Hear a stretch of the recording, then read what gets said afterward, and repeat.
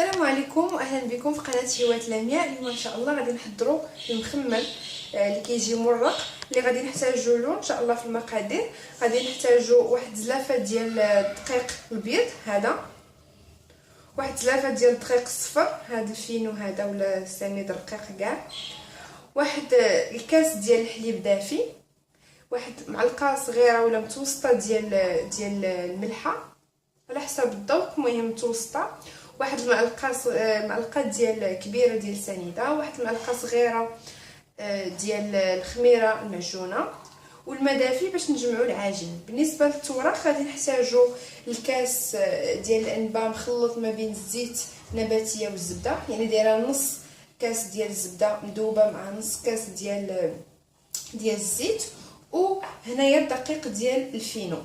نبداو ان شاء الله. اول حاجه غادي نضيف الملحه، غادي نضيف اولا بعدا الخميره مع سنيده،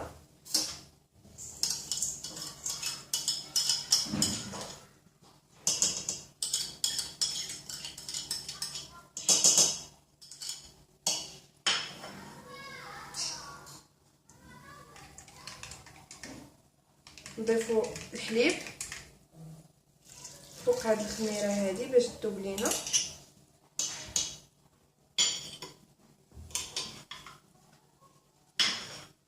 وعاد نضيفوا واحد معلقه متوسطه ولا ديال الملح.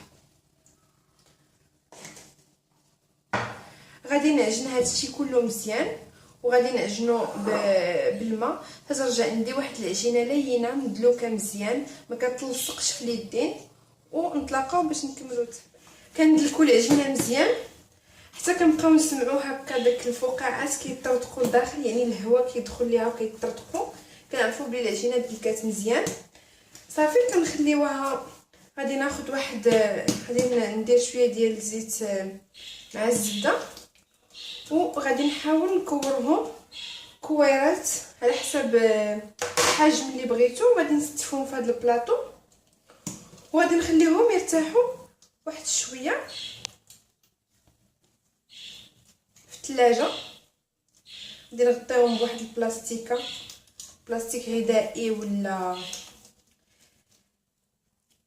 فيلم انيمونتير،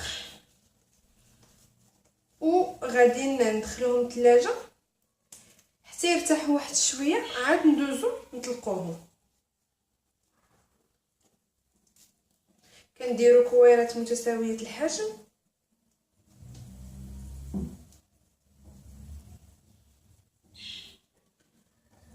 صافي غادي ندخلهم هكا. غادي نغطيهم بواحد الميكا، غادي نعاود ندهنهم هكا من الفوق بعدا بالزيت مع الزبده، وغادي ندخلوهم للثلاجه كيف قلت لكم، ونغطيوهم بالميكا وندخلوهم للثلاجه حتى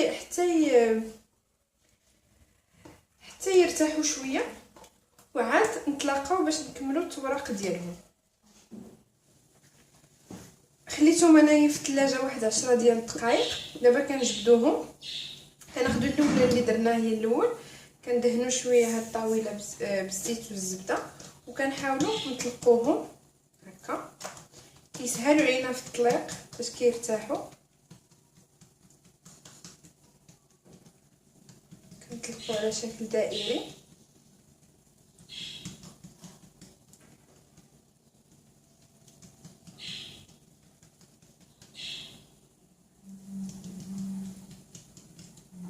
دابا غادي نرش بشويه ديال هاد الزيت والزبده الخليط،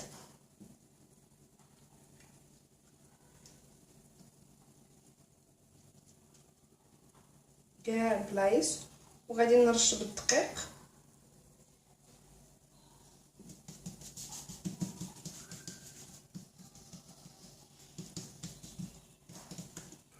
وغادي نطوي هكا الطويه الاولى،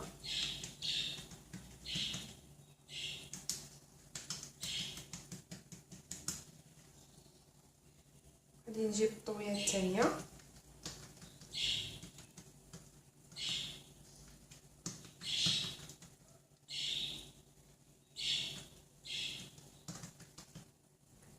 نعاود ندير الزيت شويه ديال الفينو،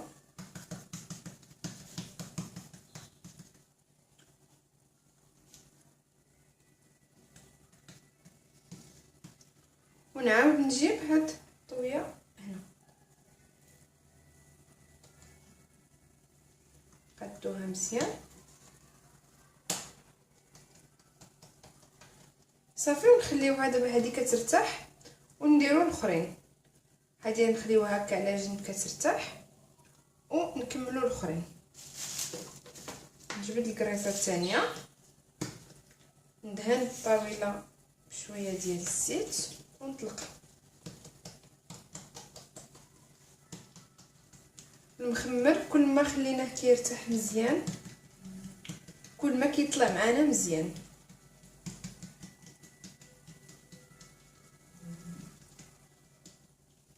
دابا غادي نرش بالزيت والزبده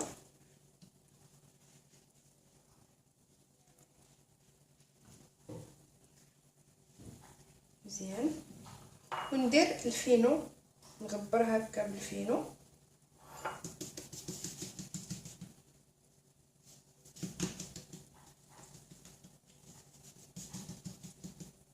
نجيب هاد الوجه هو الاول،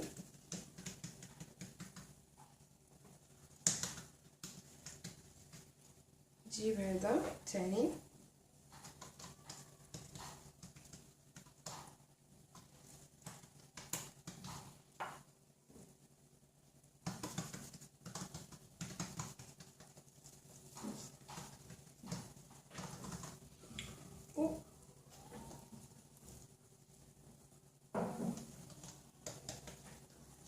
نحط هذا حتى هو على جنب حتى يرتاح.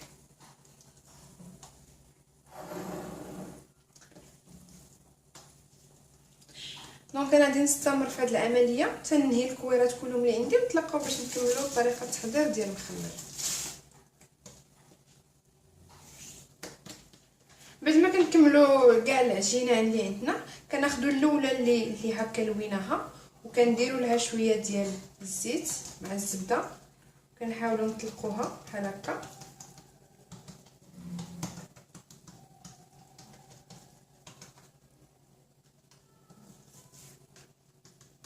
نطلقوها مزيان، كنديروا الفينو كاع على الوجه، كنحاولوش نضغطو بزاف، غير شويه وصافي. وغادي نبدا نلوي هكا، ما كنزيروش، غير كنلويو وصافي، ما خصناش نزيرو بزاف. نديرو شويه الفينو نلويوه، هذا كندخلوه لتحت.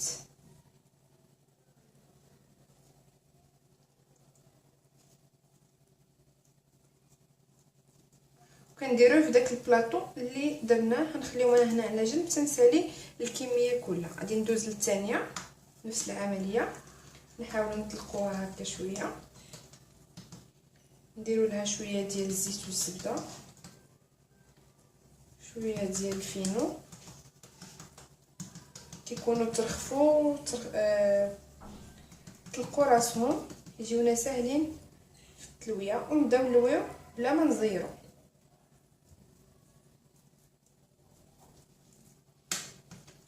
ندوزو لساعه اخرى،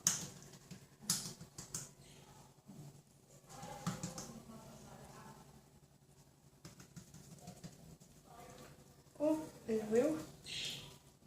كنجيبو دائما هذا تنديروه هنا وتنقرصو، تجيبو لي من موراه. الثالث، العجينه ديالي كلها ساليتها لويتها بحال هكا نتوما كتشوفوا. دابا غادي نغطيها بنفس البلاستيكه اللي غطيت بها في الاول، وغادي نخليها في الثلاجه واحد المده ديال 10 دقائق. عاوتاني عاد ندوزو نطلقوهم ونطيبوهم، غنخليهم هكا 10 دقائق باش يسهل علينا نطلقوهم. فاش كنخليوها كترتاح ديك 10 ديال الدقائق في الثلاجه، كنجبدوهم، كناخذوا الاولى وكنبداو كنقرصوها هكا، كنديروا شويه ديال الزيت، كنقرصوها، كنحاولوا نضربوها شويه من الوسط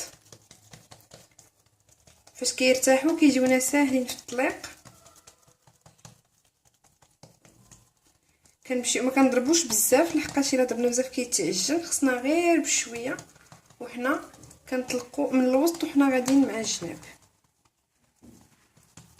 نتوما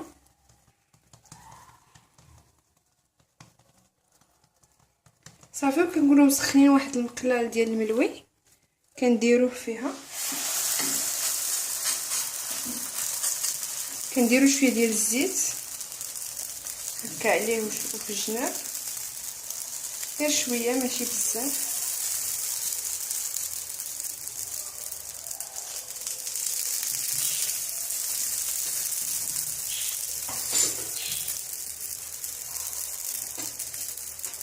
كنخليوه واحد شويه في المقله وتنقلبوه، ما تنخليوش يتحمر باش كيتنفخ معانا.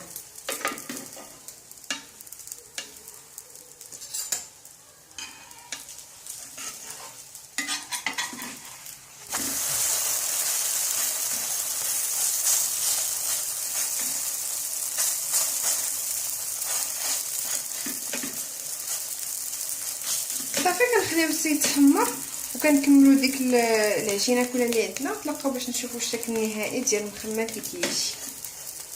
كيجي رطاب وفتيتي. هاد المخمر غير فاش كتقيسوا في العجينه كتحسوا به هشيش ورطب. نتلاقاو باش نشوفوا الشكل النهائي. الشكل النهائي ديال المخمر بعد ما كيطيب كيجي بحال هكذا. نتوما تشوفوا كيفاش كيجي هشيش وخفيف.